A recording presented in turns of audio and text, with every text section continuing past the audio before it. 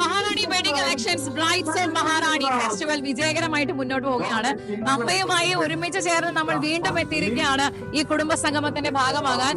ഓരോ കുടുംബവും രാവിലെ ഉണരുമ്പോ അവരുടെ ആരോഗ്യം സംരക്ഷിക്കുന്നതിൽ അജ്മി എത്രത്തോളം പങ്കുവഹിക്കുന്നുണ്ടെന്നുള്ളത് ഞാൻ പറയാതെ തന്നെ എല്ലാവർക്കും അറിയാം. ഞാൻ ആദ്യമേ ഹാപ്പി ന്യൂ ഇയർ വിഷയമാണ്. 2025 ഒരുപാട് നല്ല വിജയം ഉണ്ടാകട്ടെ, സ്വപ്നങ്ങളെല്ലാം യാഥാർത്ഥ്യമാകട്ടെ. മഹാറാണിയുടെ കൂടി ആശംസകൾ നേരുന്നു.